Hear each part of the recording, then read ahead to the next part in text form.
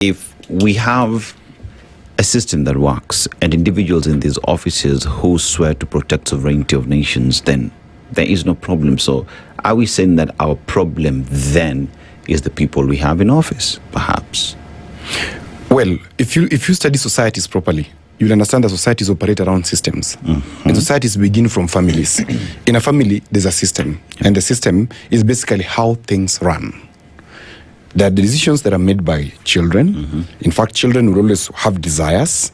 They communicate these desires either by crying or alternative means to their parents or guardians.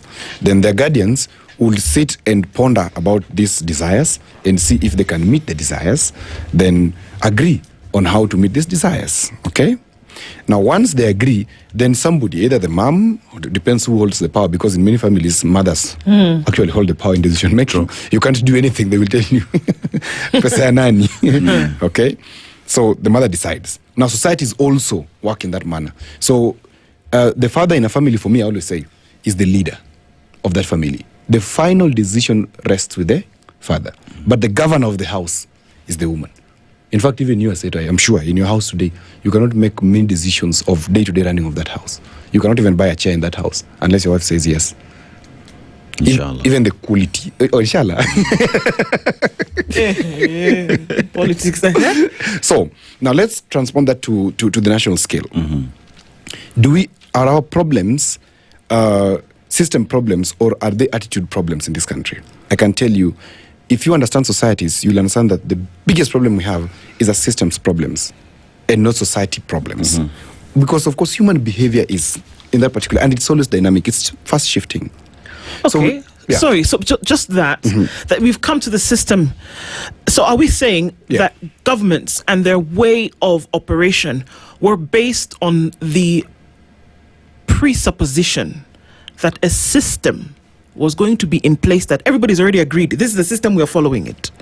But now, what is going to change? Understanding that human beings, by their nature, will change or will be a certain way.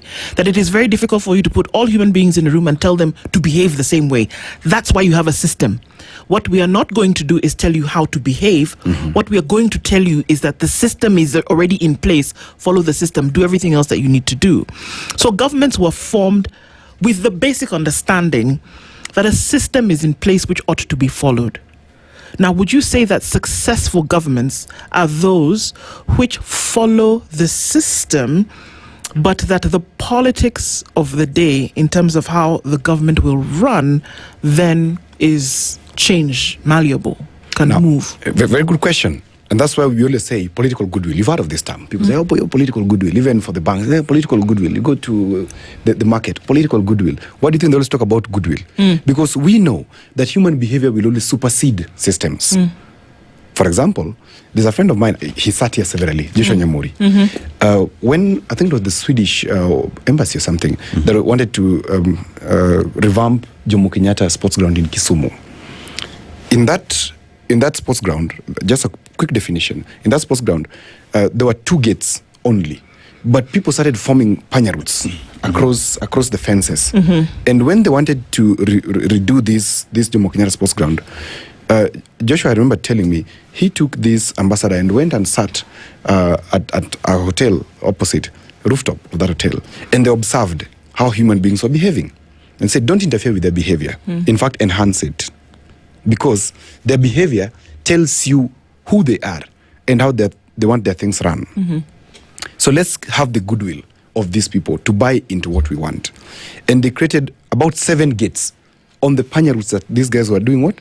Were using. So it became, the sports ground became a place where, would I call it a junction? No, a transition point where people would come and would pass through it. And then they formed an information desk on Kisumu, or about Kisumu, in Jomo Kenyatta Sports Ground. Now let's borrow that and say, in the national scale of issues of governance and systems, human behavior will always supersede systems. And that's why we always say, politics supersede the law. By the way, it does. Because politics will change the law. So when, in a situation where we're having governance questions like we do in this country and any other country, and the biggest question we're having here is the system effective? The system is not effective because it is dependent on one person. who is the president in an absolute format of a presidential system. And that cannot be. It is what it is right now. Because today, study the country critically. Do we have a parliament? Well, I mean, there's a building and there are people in it. Yeah, there's a building and there are people in it. Yeah. But do we have the goodwill? Because we're talking about now human behavior. Do we have the goodwill? Do we have a correct attitude in parliament? Why don't we have it? Is it because there's patronage from a particular position in this country?